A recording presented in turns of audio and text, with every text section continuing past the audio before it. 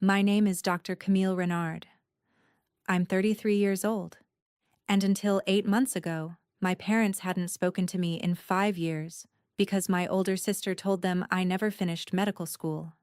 She didn't just lie, she built something, a whole structure of half-truths and whispered revisions, maintained at every holiday table, in every phone call, in every quiet moment she had alone with them.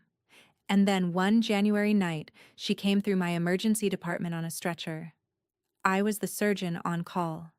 I want to be careful how I tell this story, because the easy version, the satisfying cinematic version, is revenge. Girl wronged, girl succeeds. Girl saves sister's life while parents watch in stunned silence. Credits roll. That's not quite what this is. What this is stranger, slower, and more honest than that. Let me take you back to where it started. I grew up in Baton Rouge, Louisiana, in a house where the rules were simple and unspoken. My father, Gerard Renard, was a civil engineer, third-generation Creole, a man who communicated primarily through silence and the occasional nod of restrained approval. My mother, Sylvie, taught middle school French and ran the household like a tight, loving ship. They were good people. I want to say that clearly because what happened later doesn't change that. Good people make catastrophic mistakes when they love one child more than they're willing to admit. My sister Dominique is 4 years older than me. She's the kind of beautiful that makes strangers generous. Warm voice, easy laugh, a face that opens rooms. She was always my parents' son, not because they were cruel about it. Just because some children are born radiating something that parents instinctively orbit, and Dominique had it from day one. I was the one reading during commercials, the one who asked too many questions at the wrong times, the one my father called intense, the way some people say it as a compliment and others say it as a diagnosis. I wasn't invisible. I was present in a way that required more effort to appreciate. And effort, in our house, flowed mostly in one direction. I don't say this with bitterness anymore. I say it because you need to understand the soil this grew in. When I got into Tulane's pre-med program and later into the LSU Health Medical School, my parents were proud. Genuinely. Mom called relatives. Dad bought a cake. For about 2 weeks, I was the center of the story they told about themselves. But I noticed something, more in the way you notice a small shift in weather before anyone else does. Dominique went quiet. Not sad quiet. Calculating quiet. She started calling more, asking questions about my classmates, my professors, my schedule. I thought it was warmth. I thought we were finally becoming the kind of sisters who actually knew each other. I handed her every detail like a gift. I was wrong about what she was doing with them. Second year of medical school. My closest friend was a man named Tobias Osei, Toby, who'd grown up in Accra and gotten here on a combination of scholarship money, borrowed determination, and a laugh so loud it violated hospital acoustics. He was my study partner, my anchor, the person who pulled me off the floor after our first pharmacology exam and said, in his precise, unhurried way, "Camille, you passed. Stop catastrophizing and eat something." Toby was diagnosed with a brain tumor in March of our second year. Glioblastoma, grade 4. I'm not going to describe what it's like to watch your best friend receive that news sitting across from a neurologist in a room designed to deliver exactly that kind of news. Some things compress language. What I will tell you is that Toby had no family in this country. He'd been sending money home since he arrived. His mother was in Ghana. His sister was working 2 jobs and raising 3 kids and couldn't afford the flight, let alone the leave. He had me. I went to my academic dean, explained everything, and filed for a medical leave of absence, caregiver designation, formal paperwork, approved and documented. My spot in the program would be held. I would return the following spring. I called Dominique that night because she was my sister, and I still believed that meant something. I told her about Toby, about the leave, about the plan. Her voice was warm honey. Oh, Camille, take all the time you need. I won't say a word to Mama and Papa. You know they'll just worry themselves sick. 48 hours later, she called them. I don't know her exact words. I've imagined them many times. Standing in her kitchen in New Orleans, voice measured, sorrowful, performing concern with the casual mastery of someone who'd been rehearsing for years.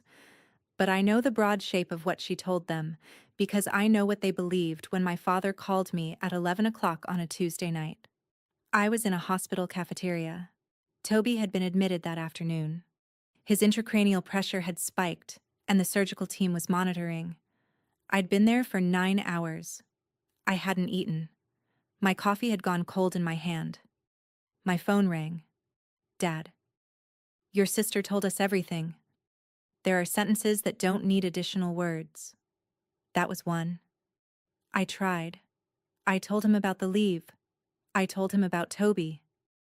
I told him I had paperwork, that I could send it, that I could give him the dean's direct number. I told him I was sitting in a hospital at that very moment.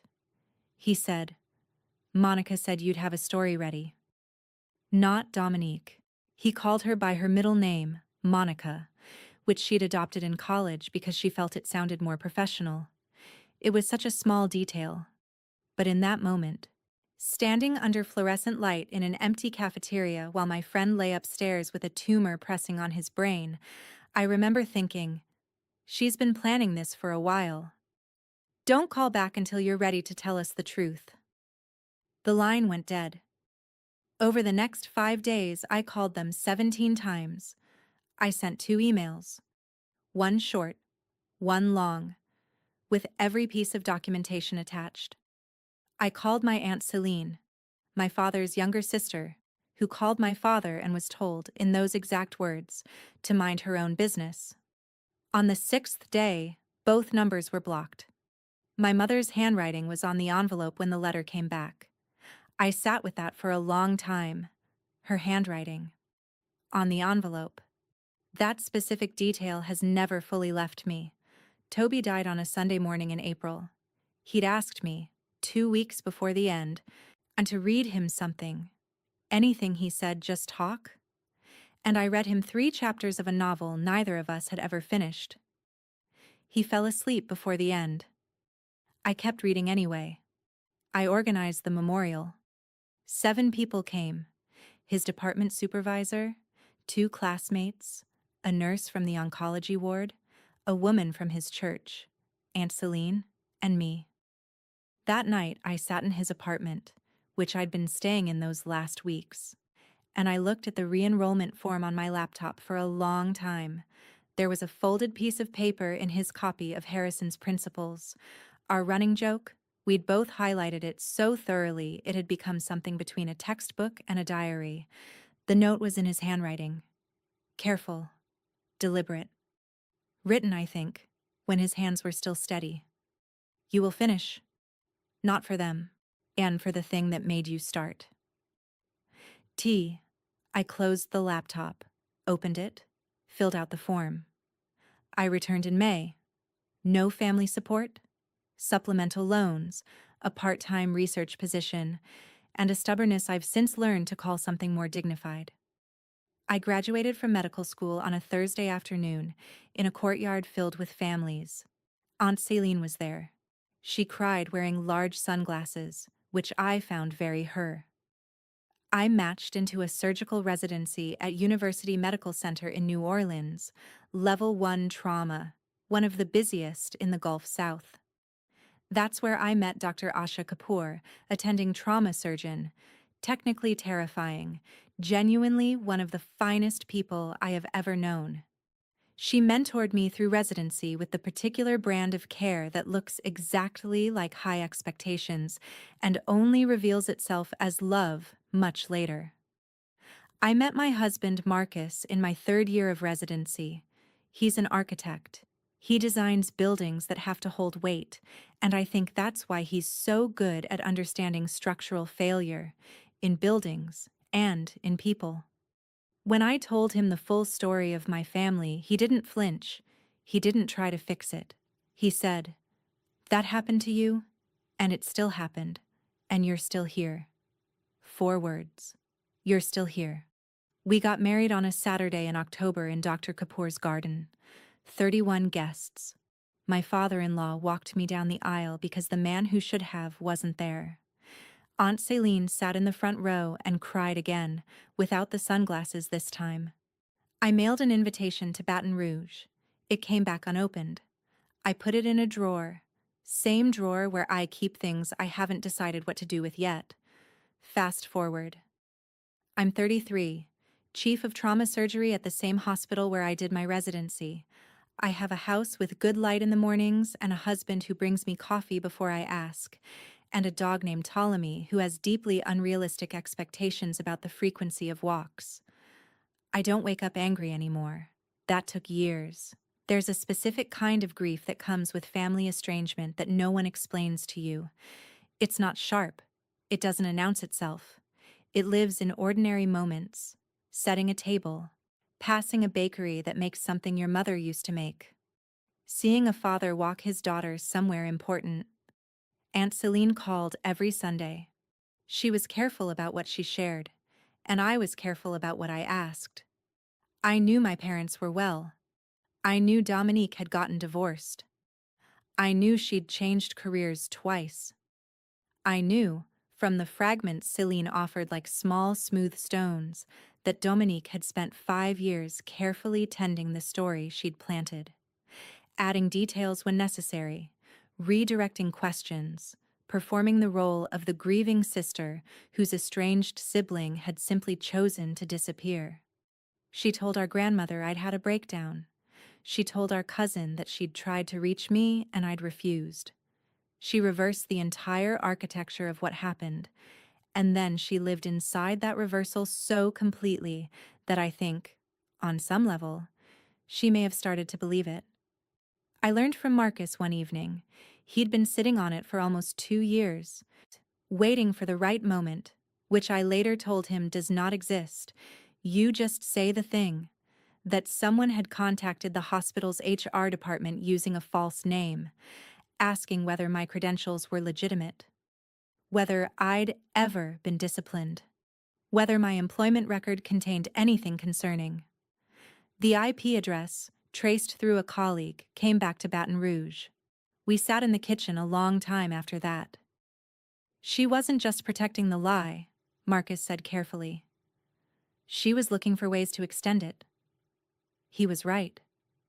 And I could have done something with that information, confronted her, called a lawyer, sent it to my parents with a note that said, "Look at what your daughter does in the quiet hours." I chose not to. Not out of passivity. Out of a decision I'd made gradually over 5 years. I was not going to let Dominique's obsession with my destruction become my obsession with hers. I had a life, a real one, built with my own hands, furnished with people who chose to be there. The truth, I had come to believe, would eventually do its own work. I didn't know it would happen the way it did. January, Thursday night, 2:54 a.m. The pager pulled me out of a dead sleep. Level 1 trauma. MVC, single female, 37. Blunt abdominal trauma. Hemodynamically unstable. ETA 9 minutes. I dressed in the dark. Marcus said something half asleep that I didn't catch. Ptolemy lifted his head from the foot of the bed and watched me go. I ran through the case on the drive over the way I always do. Mechanism of injury, probable organ involvement. Likely splenic rupture given the mechanism, blunt force, unstable vitals, possibly hepatic. I'd done this surgery many times. I badged through the ambulance bay, walked to the trauma station, picked up the intake tablet. Patient, Dominique Renard Collins. DOB, September 3rd, 1988. Emergency contact, Gérard Renard, father. I set the tablet down. The hallway sounds, monitors, intercoms, shoes on tile, pulled back the way sounds do when your brain is doing something more urgent than processing them. For maybe 4 seconds, I wasn't a surgeon. I was 26 years old sitting on a cafeteria floor with a dead phone and a dial tone. Then I was a surgeon again. My charge nurse, Delia, appeared at my shoulder. She read my face with the accuracy of someone who has worked alongside me for 3 years. "You okay, Dr. Renard?" "Fine. Ha, Prep Bay 2, and page Dr. Okonkwo for standby." The ambulance came in fast. Dominique was strapped down, unconscious, oxygen mask fogging with shallow, unsteady breaths. Blood on her shirt. One arm hanging limp off the side rail. The paramedics rattled off the numbers I already knew were bad.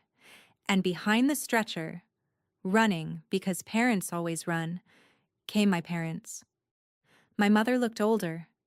Hair shorter, face narrowed. She was in a coat thrown over pajamas, feet in slippers. My father was in a flannel shirt and pants he'd clearly put on wrong in the dark. His face had the specific ashen color of a person who has been delivered the worst phone call. "That's my daughter," he said, voice cracking past the triage nurse. "Where are they taking her? I need the surgeon." The triage nurse, a woman named Josephine who I've worked with for years, put both hands up. "Sir, family waits in the surgical waiting area. The chief of trauma is handling this personally." Dad grabbed her arm. "Get me the chief. Now." Josephine glanced through the glass partition at me. Her eyes moved to my badge, back to my face. A fraction of a second passed in which I watched her understand the entire situation. I gave her a small shake of my head. She composed herself. "The chief is prepping for surgery. You'll be updated as soon as possible. The waiting room is this way." My parents were walked down the hall. My mother was whispering, hands pressed together. My father kept turning, looking through every window he passed. Through the glass, I heard him say to no one in particular, "She's all we have. Please. She's all we have." I stood for a moment in the scrub room, looked at my face in the stainless steel mirror, slightly distorted, the way those mirrors always are, the way everything felt right now. The woman looking back at me had been surgically removed from her own family tree and was now being asked to operate. I thought about calling Dr. Okonkwo, handing this off, letting my parents owe their daughter's survival to a stranger. There was a clean logic to it, a simplicity I understood. But there was a woman on that table losing blood at a rate that gave us 40 minutes, possibly less. And I was the best surgeon in this building. I paged Dr. Okonkwo directly. "I have a conflict of interest. The patient is a family member. I'm disclosing and documenting now. You're on standby. If my judgment shifts at any point, you take over. No questions. Immediate transfer." His voice came back steady. "Understood, Chief." I had my charge nurse log the disclosure in the nursing record. Everything documented. Everything by the book. Then I pulled on fresh gloves, pushed through the OR doors, and looked at my sister's face. She was unconscious. Smaller than I remembered. There were lines around her eyes that weren't there 5 years ago. For 3 seconds, she wasn't the woman who had dismantled my family with a phone call and spent 5 years maintaining the wreckage. She was a body on a table with a ruptured spleen, and what preliminary imaging suggested was a grade 3 hepatic laceration. That was what I needed her to be. "Let's go," I said. Scalpel. The surgery took 4 hours and 20 minutes. Ruptured spleen. We removed it. Liver laceration. Repaired with precision sutures, layer by layer, the kind of slow, deliberate work that looks easy from the outside and isn't. 2 mesenteric vessel bleeds, clamped, cauterized, controlled. My residents were watching. They always watch during my cases, and I could feel their attention sharpen when the hepatic repair got technically difficult. I didn't falter. At 7:11 a.m., I placed the final closing stitch. Dominique's vitals were stable, pressure normalized. She was alive. Dr. Okonkwo, who had stood silently in the corner the entire 4 hours, pulled down his mask. He looked at me for a moment without speaking. Then, flawless. I peeled off my gloves, washed my hands.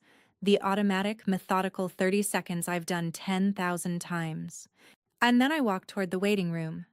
The hallway has never felt like anything particular to me before. It's a hallway. I walk it many times a shift. That morning, it felt like something longer than its actual length. The waiting room was quiet the way it gets at 7 a.m. That fluorescent stillness after the overnight families have been there long enough to stop expecting fast news. Two other families in the corners, a television murmuring, and in the center row, rigid and sleepless and terrified, my parents. I pushed through the double doors, surgical scrubs, mask down around my neck, badge at chest level, block lettering, Dr. Camille Renard, MD, FACS, Chief of Trauma Surgery. My father stood first. He always stood first. Doctor, is she... how is... He stopped. His eyes had gone to my badge, then to my face, then back to the badge. I watched the recognition travel through him the way current travels through wire, invisible until it isn't. My mother looked up half a second later. Her lips parted. Her right hand found my father's forearm and gripped it. Hard. Her fingers pressed into his sleeve in a way I would later learn left marks. 5 seconds of silence. I spoke first. The same voice I use for every family in this room. Calm, clinical, kind. Mr. and Mrs. Renard, I'm Dr. Renard, Chief of Trauma Surgery. Your daughter sustained a ruptured spleen and a grade 3 hepatic laceration in the accident. Surgery was successful. She's stable and currently in the ICU. You'll be able to see her in approximately 1 hour. Mr. and Mrs. Renard. Not Mama, not Papa. I watched that land in both of them like something physical. My mother took a step toward me, her arms lifted. Camille. Oh God. Camille. I took 1 step back, half a step. Polite. Unmistakable. She stopped. Her hands hung suspended between us for a moment. Then slowly, with a sound that wasn't quite a word, they dropped to her sides. My father's voice came out rough, stripped of its usual authority. You're a surgeon. I am. You're the chief. I have been for 2 years. But Monica said... He closed his mouth. Dominique said you... What exactly did she say? He had no answer that could survive the room it was standing in. Behind me, through the partition glass, Josephine had set down her clipboard. A second-year resident, Dr. Tran, was looking at the floor with his jaw set. Delia had her hand pressed against her mouth. The silence did the work that no letter, no email, no 17 phone calls had been able to do.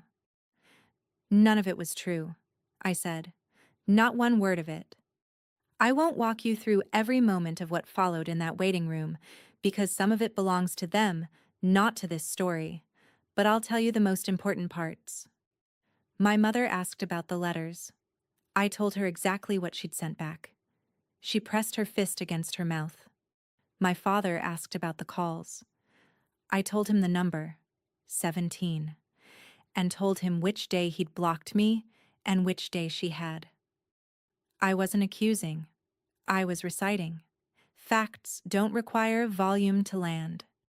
Then Delia appeared at the door with a routine administrative message. The Physician of the Year Committee, whose formal recognition had quietly been in process for weeks, had asked her to pass along their congratulations on the overnight outcome. She said it the way she'd say anything routine, as she had no way of knowing she'd just dropped a second charge into an already devastated room. My mother looked at me, eyes swollen, still in the coat she'd grabbed at 3 a.m. Physician of the Year. It's an internal recognition. I looked at Delia. Thank you. I need to check post-op vitals. I walked toward the ICU corridor, measured steps, spine straight. I didn't look back, but I heard my mother's voice, small, ruined, aimed at my father. Gerard, what have we done? And for the first time in my memory, my father said nothing at all. Not a redirection, not a decree, not the final word, just silence. Which, for the first time, was the only honest thing he had.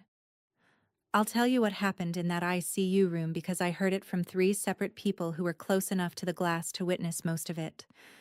I wasn't there.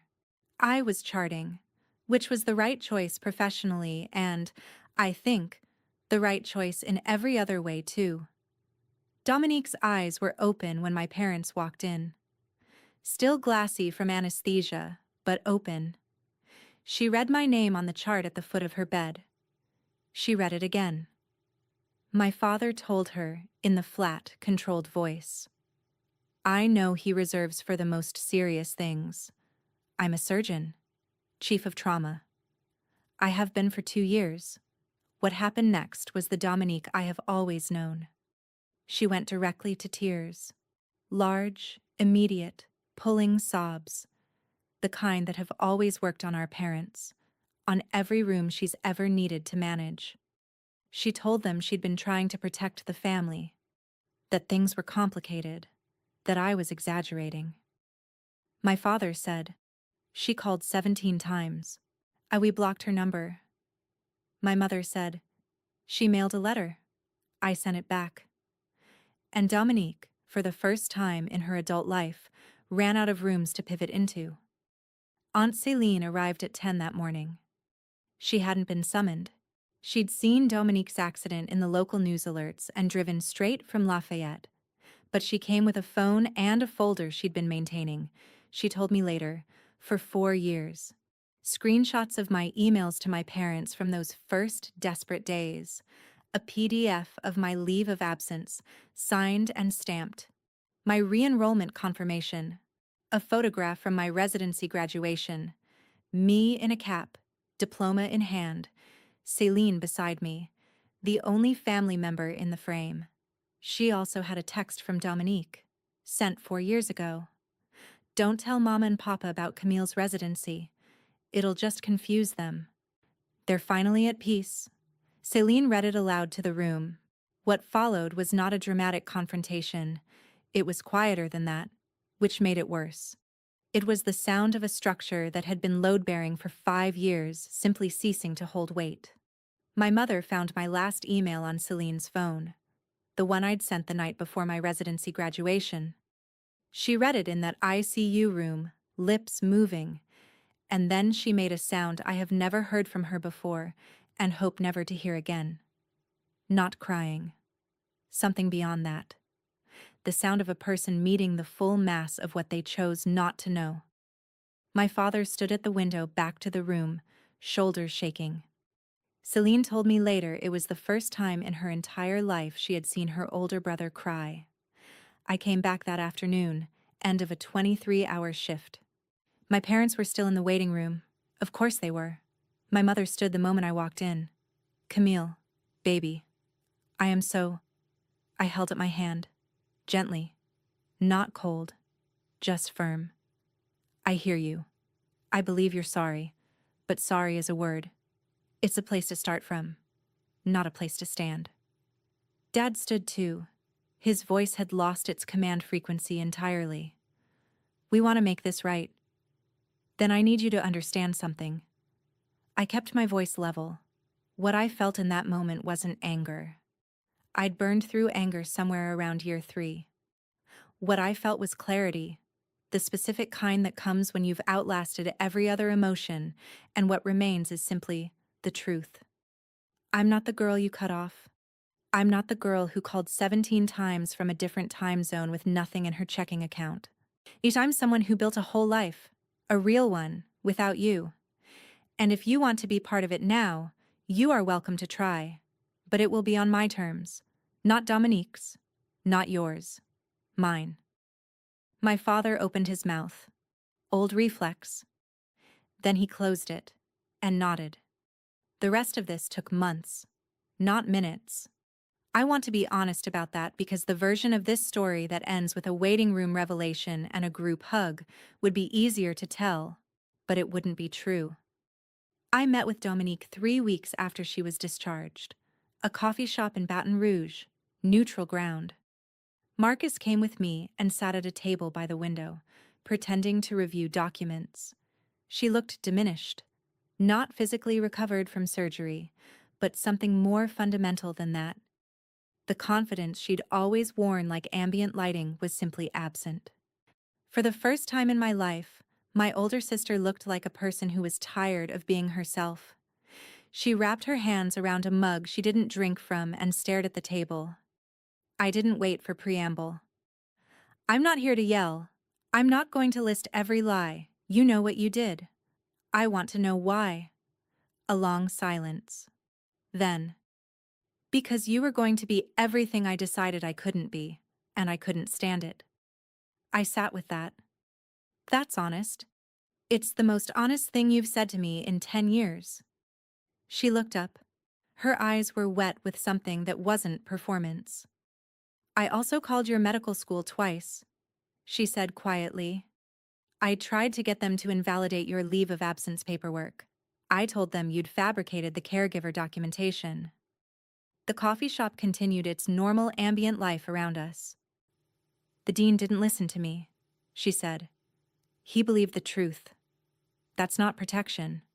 That's just how evidence works. She nodded, said nothing. I'm not cutting you out of my life, I said. But there are conditions. She nodded again.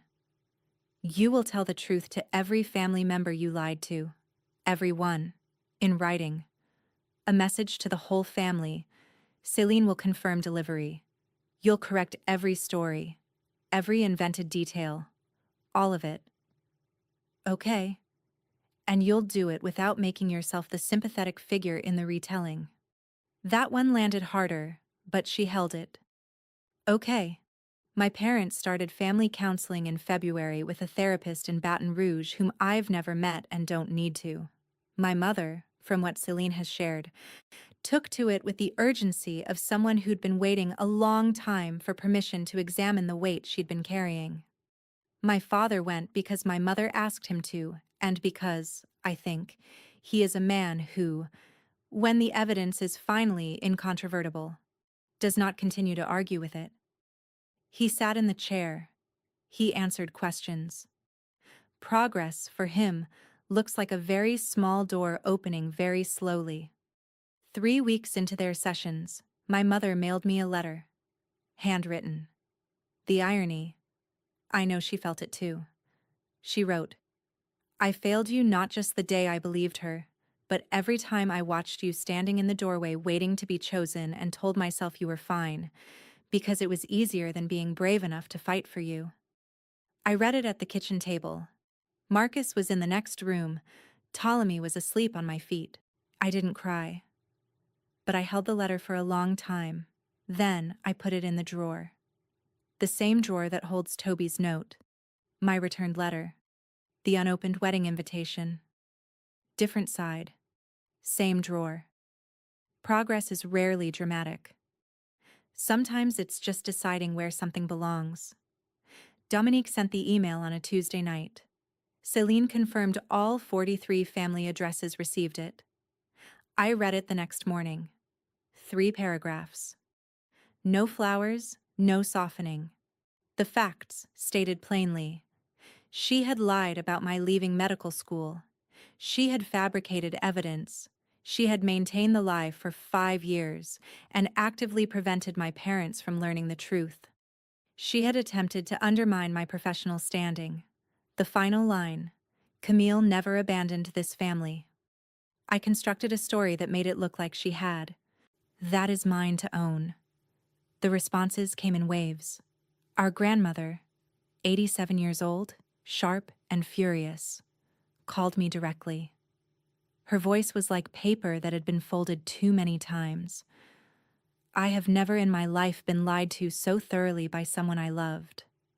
Forgive an old woman for not seeing it. There's nothing to forgive, Nana. You were deceived. Everyone was. Nobody organized against Dominique. Nobody sent declarations.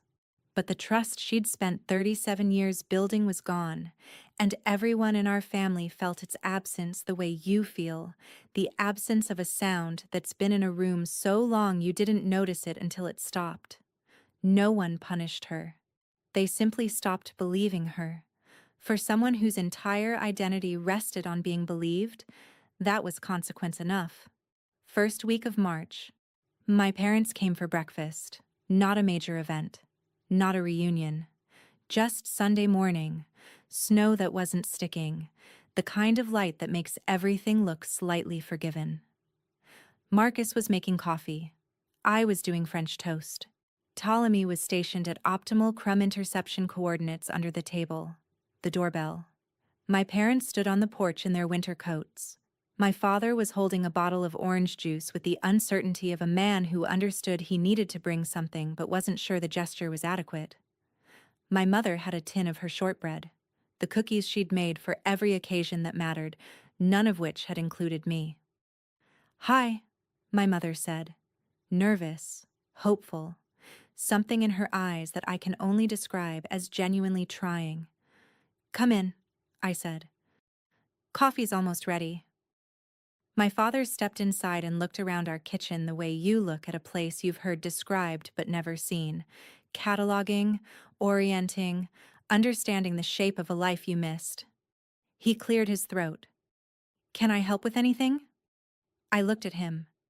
My father, 64 years old, standing in my kitchen for the first time, asking if he could be useful. "You can set the table." He went to the cabinet I pointed to, took out plates, counted them, looked at me. "4. 4, I said. He set them down one at a time, carefully. The way you handle something you understand might break if you're not paying attention. Marcus handed him coffee. My mother hugged me at the stove. Not dramatic, not cinematic. Just her arms around me, her forehead against my shoulder. Both of us quiet. No words that could carry what needed to be carried. Ptolemy thumped his tail. Snow fell outside. The French toast sizzled. It wasn't the childhood I deserved. It wasn't the reconciliation that repairs everything it's supposed to repair. But it was real. And real is something I went without for a long time. If you're watching this and you recognize yourself somewhere in it, whether you're the one who was written out of your own story or you're the one who did the writing, I want to say something honestly. The truth doesn't expire. It doesn't care how long it's been suppressed or how thoroughly someone has buried it. It doesn't move on a schedule you control or a timeline that's convenient. It surfaces when it surfaces, often in the last place anyone expected, and it does its work. I didn't plan what happened in that trauma bay. I didn't engineer it. I just kept doing the job with everything I had for years, in the dark, without an audience. And when the moment came, I didn't need a speech, or a confrontation, or a cinematic reveal. All I needed was my name on a badge and 5 years of undeniable evidence worn on my chest. I didn't get revenge on my sister. I want to be clear about that because I think the word revenge makes this into something smaller than it is. I became someone who didn't need revenge. Someone whose life was so thoroughly built and genuinely inhabited that when the lie finally collapsed, there was nothing beneath it but the truth I'd been living all along. That turned out to be more than sufficient. If you're waiting for your family to see you, stop organizing your life around that wait. Build something so real that when they finally look, there's no room left for the version of you that someone else invented. You don't have to be bitter to hold a boundary. You don't have to be cold to protect yourself. You don't have to destroy anyone to be free. You just have to build the door and then decide, with full authority, with no apology, who gets to walk through it. My name is Dr. Camille Renard. I'm 33 years old. I have a house with good morning light and a husband who brings me coffee before I ask, and a dog with completely unreasonable opinions about bedtime. I have a table that seats 4, and I am learning, slowly, on my own terms, what it means to let people back into a life they don't yet fully understand. A life I built without them. That is mine. That was always mine. 4 plates. It's a start.